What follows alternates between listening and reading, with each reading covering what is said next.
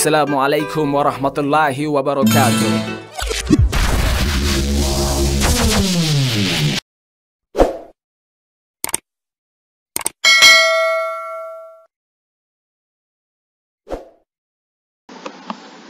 Assalamualaikum warahmatullahi wabarakatuh.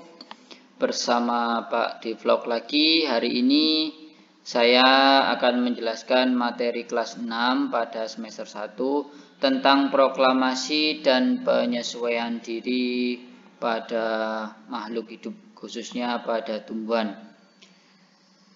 Pada tema yang kedua ini yaitu rukun dalam perbedaan, ya.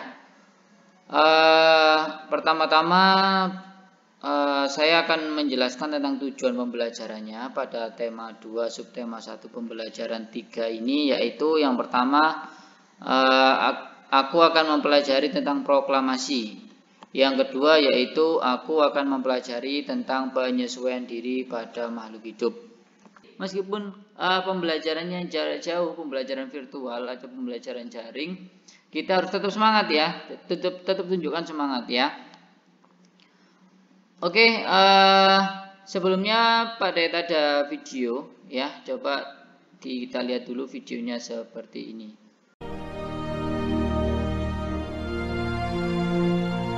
Proklamasi. Kami, bangsa Indonesia, dengan ini menyatakan kemerdekaan Indonesia.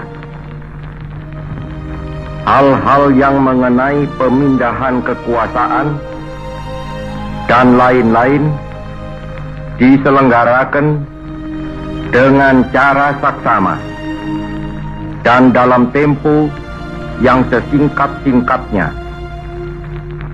Jakarta, 17 Agustus 1945,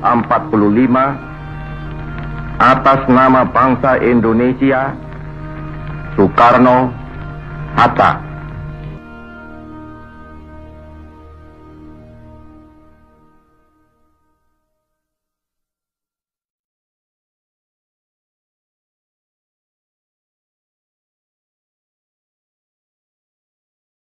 Nah, dari video tersebut itu adalah video proklamasi. Proklamasi tanggal 17 Agustus 1945, yang mana di sana ada beberapa tokoh penting dalam peristiwa proklamasi tersebut.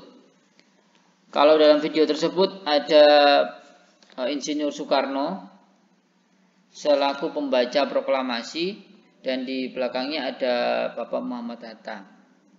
Selain itu juga ada tokoh-tokoh yang berperan penting dalam peristiwa proklamasi, yaitu Pak Ahmad Subarjo. Dan sebenarnya masih banyak lagi, tapi kali ini saya akan menjelaskan 3 tokoh ini saja. Yang pertama yang dari yang paling kiri ini adalah gambar dari Insinyur Soekarno. Beliau ini tokoh yang sangat penting dalam peristiwa proklamasi kemerdekaan Indonesia.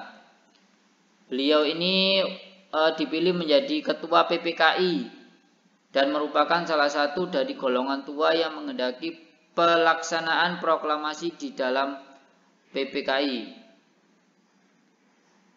Itu didasari atas pertimbangan agar menghindari terjadinya pertumpahan darah. Terus yang kedua, yang tengah ini adalah tokoh Dr. Andes Muhammad Hatta. Beliau ini berperan dalam peristiwa proklamasi sangat penting. Waktu itu Dr. Andes Muhammad Hatta dianggap sebagai pemimpin utama bangsa Indonesia selain Insinyur Soekarno. Beliau juga sebagai wakil presiden pertama. Peran beliau yaitu pendapat golongan tua dan golongan muda bisa dipertemukan. Artinya ketika ada perbedaan pendapat dari golongan tua dan golongan muda, beliau adalah menjadi perantara golongan tua dan golongan muda tentang cara memproklamasikan kemerdekaan Indonesia. Tokoh yang ketiga yaitu Ahmad Subarjo. Ahmad Subarjo ini dikenal sebagai konseptor naskah teks proklamasi dan pembukaan Undang-Undang Dasar 1945. yaitu pada kalimat pertama yang berbunyi kami bangsa Indonesia, dengan ini menyatakan kemerdekaan Indonesia. Itu adalah konsep dari Ahmad Subarjo. Beliau juga sebagai salah satu tokoh tua yang memberi jaminan bahwa proklamasi akan dilaksanakan paling lambat pada 17 Agustus sebelum pukul 12.00 WIB waktu Indonesia Barat. Jadi pas siang hari ya. Selain tokoh-tokoh ini sebenarnya banyak sekali tokoh-tokoh, tapi kali ini saya akan menjelaskan 3 ini saja ya. Oke, setelah itu selain materi tentang proklamasi, yaitu ada tentang adaptasi tumbuhan atau penyesuaian diri tumbuhan ya. Adaptasi tumbuhan ini setiap tumbuhan itu mempunyai cara unik ya untuk menyesuaikan diri dengan lingkungannya agar dapat bertahan hidup di lingkungan tersebut. Jadi adaptasi ini berhubungan dengan fungsi ya. Setiap adaptasi dari tumbuhan itu berhubungan dengan fungsi. Ini perlu ditekankan ya. Fungsi yang pertama yaitu menyesuaikan diri terhadap lingkungan. Fungsi yang kedua, melindungi diri dari musuh atau predator lain. Fungsi yang ketiga yaitu memudahkan menangkap mangsa atau memudahkan mencari makanan. Kita lihat contoh yang pertama yaitu tumbuhan Rafflesia arnoldii. Ini adalah tumbuhan yang sangat bunga terbesar sedunia ya.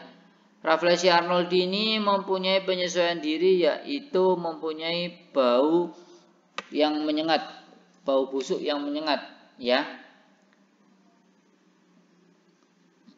Aroma busuk ini tentunya untuk mempertahankan diri atau mempertahankan keberadaan spesiesnya.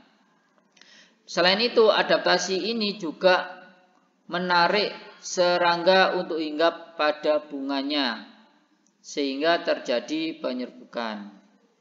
Yang kedua yaitu tanaman teratai. Teratai ini memiliki daun yang sangat tipis dan lebar. Fungsinya adalah untuk mempercepat penguapan. Mengapa demikian? Karena teratai tumbuh di air, termasuk tumbuhan air. Dan tumbuhan ini apabila tidak banyak penguapan, maka batangnya otomatis akan membusuk. Itulah fungsinya dari daun yang lebar dan tipis untuk mempercepat penguapan. Selain itu, teratai juga memiliki batang yang berongga yang fungsinya dapat menampung udara. Selain yang ketiga yaitu bambu. Bambu ini memiliki adaptasi yang unik. Adakah kalian yang pernah menyentuh bambu? Saat menyentuhnya, tanganmu pasti akan terasa gatal. Nah, itu adalah salah satu bentuk adaptasi dari bambu. Karena bambu mempunyai rambut-rambut halus yang disebut dengan gelugut. Gelugut ini dapat menyebabkan gatal-gatal jika mengenai kulit. Nah, ternyata ada fungsinya loh gelugut ini. Fungsinya apa? Yaitu untuk melindungi tunas bambu. Sehingga dapat tumbuh menjadi tua. Ya. Ketika terkena kulit otomatis orang akan menghindari seperti itu. Selanjutnya yang keempat yaitu sama ya. Yang keempat yaitu tumbuhan Nepenthes sibulayanthis.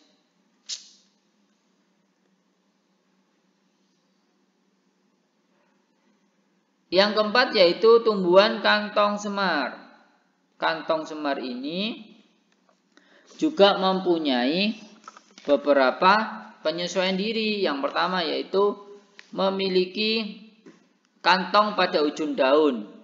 Ya, tumbuhan kantong semar memiliki kantong pada ujung daun. Dan ini bentuk kantongnya.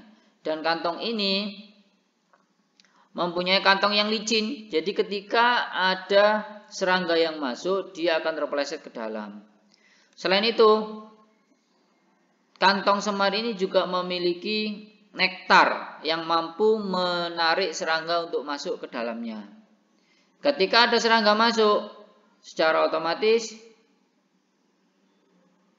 kantong semar ini tutupnya akan menutup sehingga serangga tidak bisa keluar. Mengapa kantong semar membutuhkan serangga? Karena kantong semar membutuhkan nitrogen, ya. Karena kantong semar ini tumbuh di tanah yang kurang subur, sehingga membutuhkan nitrogen. Tanah yang kekurangan nitrogen itu otomatis kantong semar mengambilnya dari hewan atau dari serangga. Selanjutnya yaitu tanaman kaktus. Tanaman kaktus ini merupakan tanaman yang tinggal di daerah kering, daerah yang kekurangan air. Maka dari itu kaktus itu mempunyai penyesuaian diri, yaitu yang pertama adalah memiliki akar yang panjang. Akar yang panjang ini fungsinya adalah untuk mencari air di kedalaman tanah. Yang kedua, penyesuaian dirinya yaitu dengan memiliki daun berbentuk duri yang fungsinya adalah untuk mempertahankan diri.